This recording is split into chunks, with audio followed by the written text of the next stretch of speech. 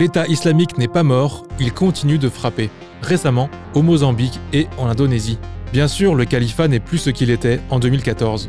Avec un véritable terroir, une armée, des services de renseignement et une administration, il a encore muté.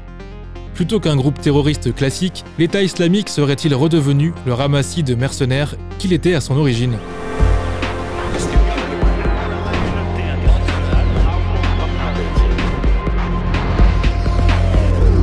Xavier Hofer, bonjour. Bonjour. Vous êtes criminologue, spécialiste des questions de terrorisme et vous êtes l'auteur de « À qui profite le djihad » aux éditions du CERF.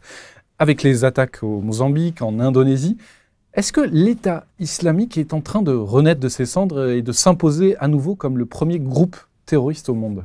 Alors, je ne crois pas que ce soit un concours de beauté. Il se passe la chose suivante. Vous aviez, à un moment donné, sur un territoire donné, une entité terroriste qui avait conquis une énorme puissance, y compris militaire, avec des chars d'assaut, le contrôle d'un tiers du territoire de l'Irak, qui est un pays assez vaste. Ça n'existe plus. Donc, ce dispositif-là a été cassé en plusieurs morceaux. Ces morceaux essayent de survivre. Alors, ils essayent de survivre au Moyen-Orient, en Afrique, au Maghreb, en Libye, en Afrique, là où il y a des musulmans, mais ce n'est plus le même péril qu'avant. Selon Laurent Nunez, le coordonnateur national du renseignement, l'État islamique est en train de se reconstituer dans la clandestinité. Est-ce que vous êtes d'accord avec ce constat et est-ce que la France est menacée actuellement par l'État islamique ? Alors, il y a des tentatives, bien entendu, de reconstitution, toujours. Mais vous savez, ce n'est pas la première fois dans l'histoire qu'il y a un groupe terroriste et puis qu'il éclate et qu'après il essaie de se reconstituer. C'est naturellement beaucoup plus facile à maîtriser dans une telle période parce qu'on voit des choses se passer, on peut intervenir dessus. Et quant à la France, oui, bien sûr, mais remarquez bien que tous les attentats récents en France, depuis la fin de la grande période, de la période tragique 2015-2016, ce sont des individus isolés, souvent perturbés, et certes, c'est naturellement tout à fait douloureux pour les gens qui sont les victimes et leurs proches, mais ça n'est plus un péril stratégique. Donc difficile de saisir la nature réelle de l'État islamique. En 2014, à la proclamation du califat, qu'est-ce qu'était réellement l'État islamique ? Alors, quelqu'un qui connaît très bien ça, puisqu'il a des fonctions élevées dans le renseignement irakien, qui avait naturellement ce péril-là tout à fait dans sa lorgnette, a dit c'est la République et l'armée de Saddam Hussein avec un sivak et une barbe. Le sivak, c'est le petit bâtonnet dont le prophète se servait pour se brosser les dents, vous savez, un petit bâtonnet comme ça. Donc ça veut dire la chose suivante, que contrairement à d'autres groupes islamistes, comme par exemple Al-Qaïda, les fondateurs de l'État islamique ne sont pas des musulmans fanatiques très pieux ayant dans l'idée qu'on veut tuer l'islam et pour s'en débarrasser. Ce sont tout le sommet de la pyramide, c'est-à-dire les 50 ou 60 individus du haut en 2014 et par la suite, sont des officiers supérieurs de l'armée et du renseignement de l'Irak de Saddam Hussein. Donc c'est un peu bizarre et donc il semble bien que le côté islamiste soit une sorte de couverture et que cette opération-là, si vous voulez mon avis, sent très fort, on peut dire, elle pue l'opération mercenaire, qu'il y a des gens qui ont des objectifs qui ne correspondent pas à ce qui est affiché. Donc plus des mercenaires que des terroristes islamistes alors. Voilà, on a vu depuis lors différents pays de la région, mais si vous voulez, c'est normal parce que ça correspond à la façon dont on fait la guerre au Moyen-Orient. La guerre, c'est culturel, et depuis toujours dans la Méditerranée orientale, pas uniquement dans les pays arabo-musulmans, mais même de l'autre côté. Quand vous prenez la manière dont, dans la Grèce de Périclès, et juste auparavant, dans la guerre du Péloponnèse de Thucydide, les méthodes employées sont déjà pratiquement les mêmes. Alors c'est une manière de faire la guerre où l'ennemi de mon ennemi est mon ami, donc même si ça paraît invraisemblable, sunnite, chiite, machin, tout le monde s'associe sur le moment dans un objectif à court terme donné, et dans ce cadre-là, on a pu voir l'État islamique être sinon récupéré ou du moins influencé par des pays de la région comme l'Arabie Saoudite, comme la Syrie, comme l'Iran, pour régler des comptes. C'est classique. En quoi l'État islamique n'est pas religieux ? Eh bien, par le fait que ces dirigeants ne sont pas... on sait ce que c'est qu'un chef islamiste. Un chef islamiste, il a une légende, il est connu pour, par exemple, avoir appris le Coran par cœur à 5 ans, avoir été s'engager très jeune dans un djihad quelconque pour combattre les infidèles, etc. C'est ça, un chef islamiste. Oussama Bin Laden est un chef islamiste classique. Les dirigeants de l'État islamique, à part un pantin qu'on avait mis à la tête, hein, al-Baghdadi, le calife, à part lui, vous savez, on a les moyens de savoir ce qui se passe quand même dans l'État islamique. Des États dont la France ont des systèmes d'interception au-dessus du Moyen-Orient qui, par les métadonnées, permettent de reconstituer en gros un état-major. On voit bien à peu près... Alors, l'état-major change dans l'État islamique, il y a beaucoup de casses, il y a beaucoup de morts, il y a des bombardements, les combats, etc. Mais quand même, la majorité, l'énorme majorité des gens qui constituent l'État islamique et qui le font tourner, si vous voulez, qui l'administrent, qui le gèrent, sont des militaires de l'armée de Saddam Hussein, de l'armée ou des services de renseignement militaire, et n'ont rien à voir avec les islamistes. Vous savez, l'État islamique est apparu en Irak. L'Irak de Saddam Hussein était une bureaucratie qui était calquée à peu près sur l'Allemagne de l'Est. Tout était fliqué, il y avait des dossiers de la police secrète locale sur tout le monde. On a les dossiers d'à peu près tous les généraux, ceux qui sont maintenant dans l'État islamique ou qui ont été et puis qui ont été tués, dans leur carrière précédente, qu'on connaît, ils étaient tous sauf islamistes. On les voit sur des photos avec leur épouse à côté d'eux qui a les cheveux complètement découverts en train de trinquer avec de la bière ou du whisky. C'est pas on n'a pas de telle photo pour Oussama Bin Laden, vous voyez. Donc ce truc est très bizarre, quoi. Donc vous évoquez justement, vous comparez donc les services de renseignement de l'État islamique à la Stasi en fait. Ah oui, oui. C'est-à-dire qu'à un moment donné, un individu qui était le fondateur, celui qui a créé l'appareil militaire. Hadj Bakr, c'est ça? Voilà.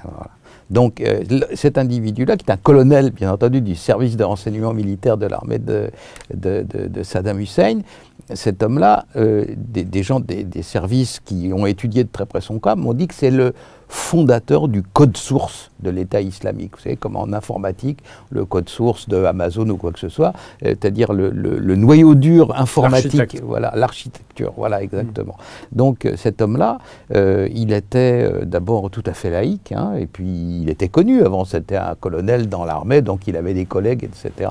Donc ils ont été très étonnés de voir que sous le nom de Hadji Bakr, il y avait un individu qui en réalité était un de leurs copains, de leurs collègues, qui buvait de l'alcool, etc. Enfin, comme tout le monde, hors les musulmans pratiquement, même raisonnablement.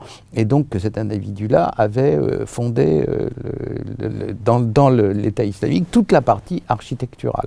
Cet individu-là, qui a fini par être tué, alors on a récupéré tout ce qu'il y avait dans sa maison, et il y a des témoignages qui sont cités dans le livre, montrant que dans la maison du fondateur de l'architecture de l'État islamique, il n'y avait pas un seul exemplaire du Coran. C'est inouï. Au Moyen-Orient, dans toutes les maisons, il y a un exemplaire du Coran. Voilà, vous entrez chez des gens, j'étais 100 fois dans ces pays-là, j'ai été 100 fois chez des gens, vous entrez dans l'entrée ou alors dans le salon, vous avez sur un meuble un exemplaire du Coran, généralement avec une jolie reliure, etc., qui est ouvert et qui est consulté ou pas, mais il est là. Et là, dans toutes les possessions terrestres du fondateur, il n'y avait pas un seul exemplaire du Coran. C'est quand même totalement louche et bizarre. Donc vous parlez des anciens officiers de Saddam Hussein. Ouais. Est-ce que l'invasion de la guerre en Irak par les Américains en 2003 est directement donc liée à la naissance de l'État islamique? Parfaitement. Je vais vous dire quelque chose que je n'ai pas révélé jusqu'à présent. Je connais toujours un monsieur qui, pour un pays d'Europe, était en place comme chef de poste du service de renseignement de ce pays-là, à Bagdad. Il était 1 an avant l'invasion des Américains, il est resté en poste encore 1 an après. Il a donc vu toute la transition. Et évidemment, les groupes islamistes sont apparus peu de temps après que l'armée américaine ait envahi l'Irak et que cette invasion ait tout désorganisé sur place et tout brisé, toute l'architecture de l'État, tout l'appareil d'État irakien. Et là-dessus, cet appareil d'État contenait, alors, ne me faites pas dire que c'était un appareil d'État sympa, agréable à vivre, etc. Mais malgré tout, il contenait un certain nombre de forces hostiles au développement, au progrès de l'Irak, dont les islamistes sunnites, et ben ceux-ci, ils ont poussé comme des champignons, naturellement, dès que les Américains ont tout cassé. Cet officier de renseignement m'a dit quelque chose de plus important encore. La manière dont l'Irak a été envahi, n'importe comment, en cassant tout, etc., a interrompu quelque chose qu'il ne faut jamais faire en matière de renseignement. C'est interrompre le fil du renseignement. Il faut que la transmission des données soit constante. Si vous perdez le fil, après ça, vous ne comprenez plus rien à l'histoire. Et la manière dont les États-Unis, l'armée américaine, le renseignement américain a pataugé en Irak avant d'en partir sans gloire, tient exactement au fait que pendant quelques semaines du début du mois d'avril 2003, entre avril et mai 2003, le fil a été cassé et qu'à la suite, ils n'ont rien compris à la manière dont les choses s'enclenchaient et se déroulaient. C'était cassé une bonne fois pour toutes, c'était trop tard. Et donc, vous dites aussi en 2014 que l'État islamique avait plus de chars que l'armée française.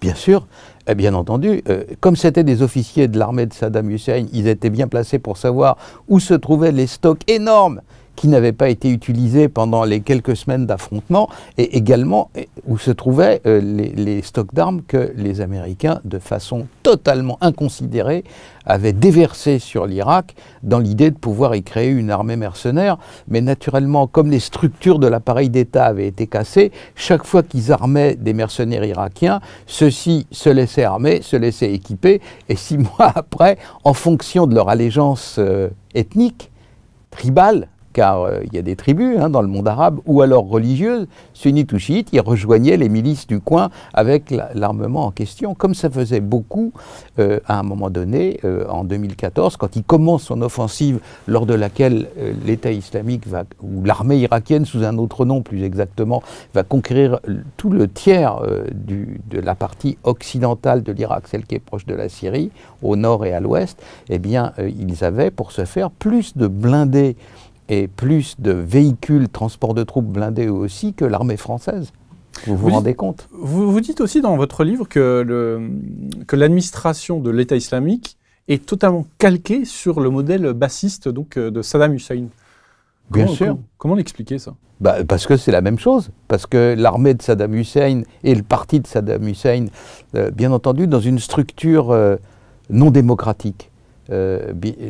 L'armée française n'est pas le reflet du parti au pouvoir, parce qu'il y a des traditions séculaires qui font que la grande muette, l'armée se tient en dehors de la politique, etc. Mais naturellement, quand vous vouliez progresser dans l'armée irakienne, sous Saddam Hussein, vous ne pouviez le faire que si vous étiez Saddam Hussein compatible, c'est-à-dire membre du parti Baas, mais comme ça se passe aujourd'hui dans des pays comme la Chine, où il faut être membre du parti communiste pour dépasser un certain niveau, autrement il y a une sorte de plafond de verre. Donc ce système-là, un peu à la soviétique, avec des commissaires politiques, etc., existait chez Saddam Hussein, dans l'armée de Saddam Hussein. Pourquoi?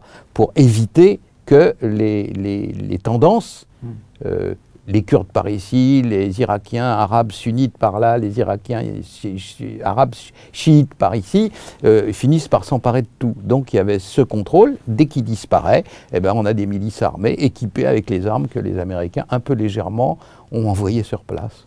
Donc on évoquait les États-Unis en 2003. Comment expliquez-vous que les invasions occidentales au Moyen-Orient ont échoué depuis une vingtaine d'années? Parce que ceux qui ont conduit les opérations, quoique s'appuyant sur des services de renseignement très experts, au sommet, les gens ne comprenaient rien à ce qui se passait. Je peux vous dire, j'ai rencontré des gens aux États-Unis qui m'ont témoigné que quelques semaines avant le déclenchement de l'opération sur le terrain en Irak, alors vous vous rendez compte de la lourdeur de l'opération, il fallait pratiquement des mois et des mois de préparation avant d'arriver à envahir un pays qui se trouve de l'autre côté d'un océan qui fait 6000 km quand même, c'est pas, et puis plus la mer Méditerranée à l'autre bout, et après ça le Golfe. Vous voyez que la proximité n'est pas évidente entre les États-Unis et l'Irak.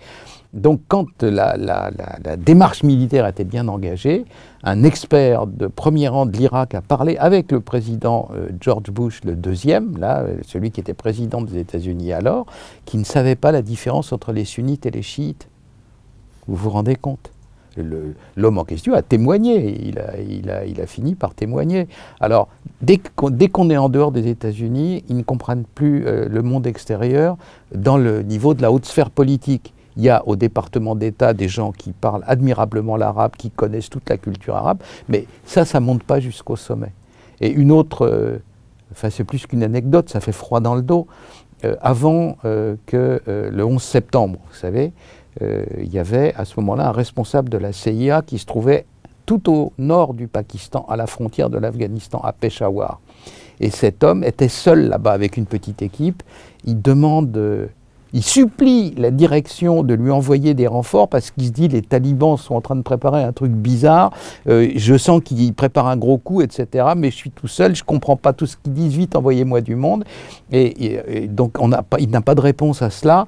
Et 2 mois après, on lui annonce qu'il y a 2 personnes qui vont arriver. Il dit enfin on va m'aider, et sortent de l'avion à l'aéroport de Peshawar 2 femmes de la CIA.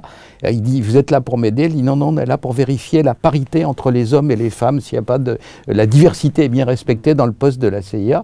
Alors il les a foutus dehors, il a démissionné de la CIA, et peu de temps après il y avait le 11 septembre. Vous voyez que cette espèce d'aveuglement culturel aux normes et aux civilisations autres que ce qu'on peut trouver aux États-Unis gêne beaucoup l'Amérique dans ses conquêtes néocoloniales. Vous dites donc à propos justement du 11 septembre que les réseaux de soutien des terroristes n'ont jamais été clairement identifiés. À qui profite le djihad selon vous? Alors, il profite à ceux qui mettent en place ou qui manipulent ou qui contrôlent à distance les individus qui commettent des crimes. Tout le monde sait que les guerres de religion sont religieuses en apparence, mais que quand on gratte un peu en profondeur, on trouve tout à fait autre chose. Il y a des intérêts étatiques. Bien entendu. Et vous pouvez voir l'Arabie Saoudite, qui est un pays dont la survie dépend en gros des États-Unis, quoi. Ils n'ont pas une capacité de se défendre si grande que ça, comme on le voit à l'heure actuelle. Même s'ils font énormément de dépenses d'armement. Bien sûr, mais ça ne va pas jusqu'au point où ils sauraient s'en servir, si vous voulez. Donc on voit l'ambassade d'Arabie Saoudite à Washington être de facto le réseau de soutien des terroristes du 11 septembre. Alors, à quoi ça rime? À quoi rime le fait de scier la branche sur laquelle on est assis? Mais cependant, c'est vrai, nulle part, jamais, on a vu une opération terroriste d'envergure se dérouler sans qu'elle n'ait par derrière un réseau de soutien. J'ai, dans ma carrière, discuté avec des tonnes de terroristes basques, corses, irlandais au Moyen-Orient, Abu Nidal, tout ce que vous pouvez imaginer. Pour monter une opération, il faut d'abord un réseau logistique qui prépare, qui fait les repérages, et après ça, un groupe d'action. Bon, le groupe d'action, c'est ce qu'il est devenu dans le cas du 11 septembre. Il a péri dans les avions lors des attaques sur le World Trade Center et puis d'autres cibles à Washington, mais on n'a jamais trouvé de réseau logistique. Alors, et pour cause, il était dans l'ambassade des États-Unis. Ce que je vous dis n'est pas une supposition. Il y a des magistrats à New York qui ont obtenu la déclassification de documents. Les documents en question, je les ai vus. Dans ces documents, 28 pages très précises. Il y a les noms, les adresses, les numéros de téléphone. Et l'individu qui dirigeait le groupe de soutien dont je vous parle était le chef de cabinet de l'ambassadeur d'Arabie Saoudite à Washington. Donc il me semble difficile à concevoir qu'un individu comme ça n'ait pas rendu compte à son patron. On a son nom, hein, j'ai cité les initiales parce qu'il est inculpé mais qu'il n'est pas encore condamné, mais on a son nom et tous les détails sur sa carrière et tout ce que ces gens-là ont fait.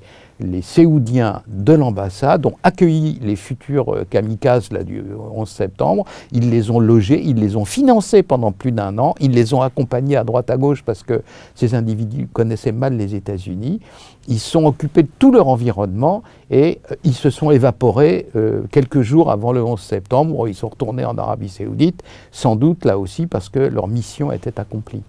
Merci beaucoup Xavier Orfer.